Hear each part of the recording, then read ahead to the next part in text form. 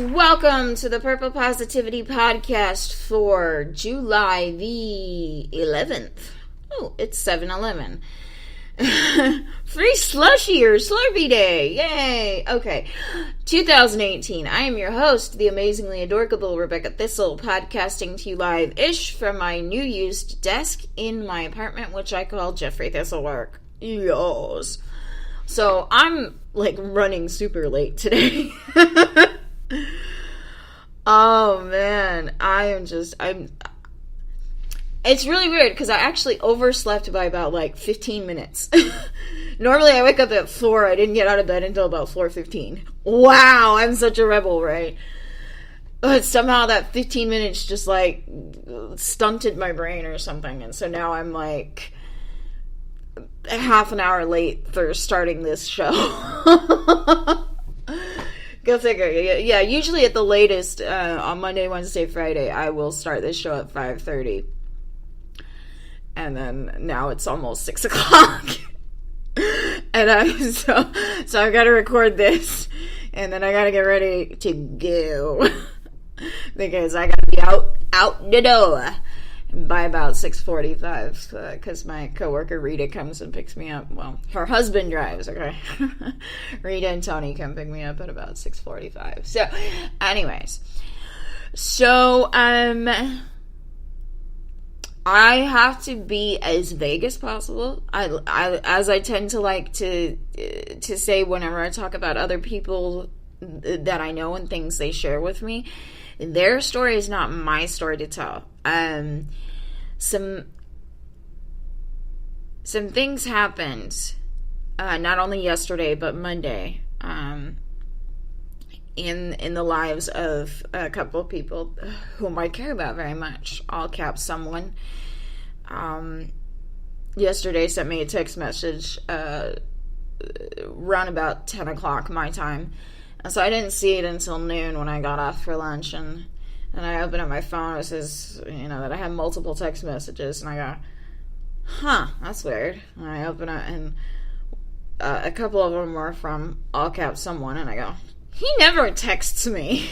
He especially never texts me at work.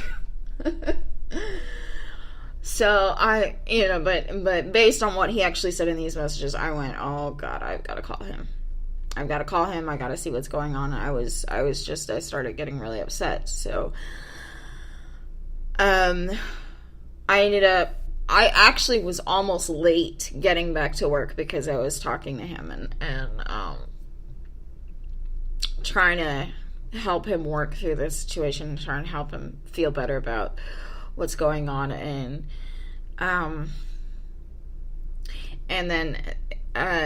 then one of my coworkers, who I call my Mexican mommy, she got some really bad news regarding her health. Actually, she got the news last week, but she shared it with us on Monday. I'm worried about Rita and Tony. I mean, they're survivors, do not get me wrong, but I'm worried about them all the time because I know they struggle. I'm worried about their grandson and his family situation. Again, not my story to share, but I was in great distress yesterday, and I had an appointment with my therapist yesterday evening. And I sat down and I said, I'm worried. He's like, you seem really subdued. And I was sitting there going, well, it's a couple things. First of all, I forgot to take my meds at lunch, so I am really tired. But, I'm worried about all these people in my life. And so I tell him about some of the things going on. And I mean, ultimately, I know I don't have control over what other people do, what actions other people take, what other people do to my other people, I don't have control over it, and yes, it frustrates me.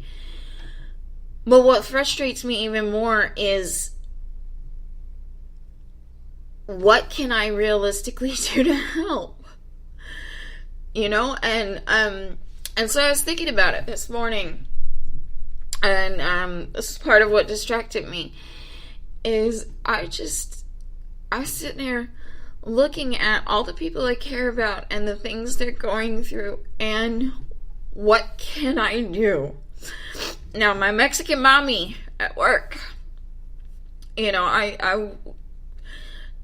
didn't tell her specifics, but I told her, you know, all caps, someone is going through some stuff and he was really upset. And all I can do is just tell him, you know, you can get through this. Like, you know, I'm right here. I'm right here to support you.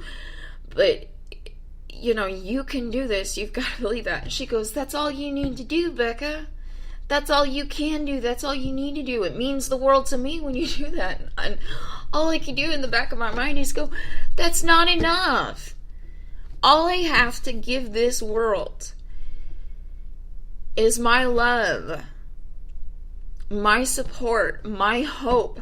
I have these ideas and these thoughts in my head, and I have a way of communicating them and sharing them with the world, you know, not just on this podcast, but on social media. I mean, I don't actually have a blog, but I could start a blog and I could do that. I'm great at communicating the ideas and thoughts in my head. I'm great at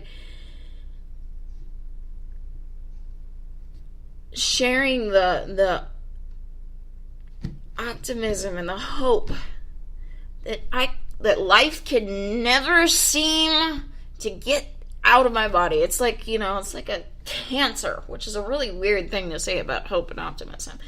But it's like cancer that keeps coming back. Life tries to chemo that shit out of me, but it never goes away. It's an untreatable tumor. Malignant. It's untreatable malignant hope cancer. Horrible metaphor, by the way. And I'm honestly not trying to be funny. My aunt actually just got diagnosed with breast cancer, and she started radiation fairly recently. So that's another thing that I'm worried about, because I can't do shit with that except say, I see you, and I want what's best for you. And so this morning, it's all just coming crashing down on me that all I have is love and hope and thoughts and words. How can that possibly be enough? Here's the thing. It is enough. If it's enough that it helps my all caps someone get through the day and fight on to the next because of something I said, then what I said was enough.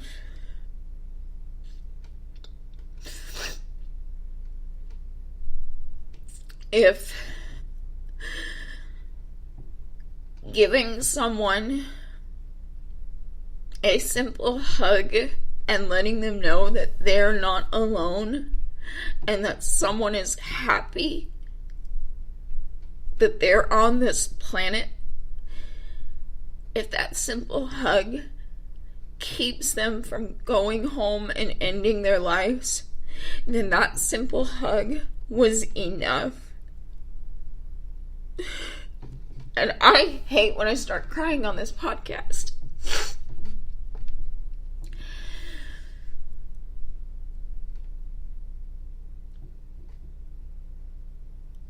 I'm saying this mostly to myself, but I know that there are other people in this world who feel like I don't have anything to offer this world.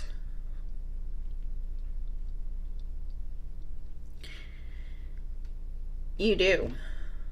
You know? And just because you don't have a superpower, like like a comic book hero, or you're not a billionaire with lots of fancy gadgets like Batman, or, I mean, I don't know a lot about comic book superheroes, but just because you don't have a superpower, you don't have a lot of money, you don't have what people typically think of as world-altering, life-changing abilities, that doesn't mean that what you do have is not enough to do some good. You know, I joke around about playing ukulele. I like to tell people I'm not a musician, I just play ukulele. Because to me, it's so simple. I mean, I got my ukulele. I figured out how to tune it. I tuned it, learned 4 chords, and within a week I was playing 6 songs. I mean, my first song I was playing within an hour of getting this ukulele. That is how simple it was. And I mean, that's 7 years ago that I started playing. And it's to a point now that I don't even know which songs I know until I hear them. You know, I was at work on Monday, and we had the radio playing in the background. And every once in a while I go, oh yeah, I know how to play that on ukulele. And so I make fun of this ability because it's so simple to me. And it may not be simple to everybody, but it is so simple to me, and it feels like the most basic of musical skills to me.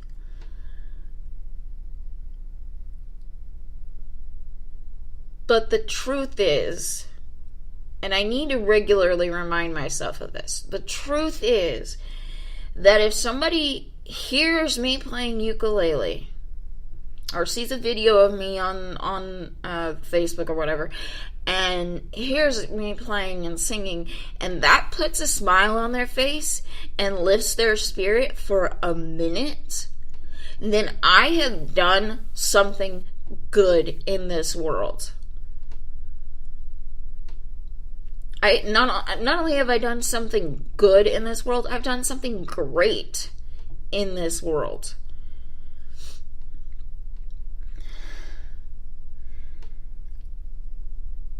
I have done enough. Is there more I can do? I'm sure there is.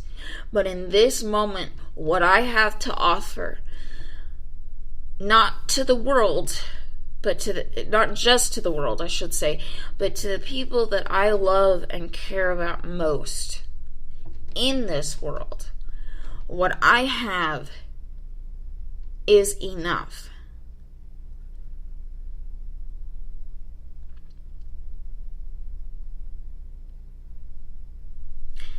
And there is nothing productive about beating myself up because I wish I had more. What I have is enough in this moment. My words, my love, my hope, what I share, that's enough in this moment.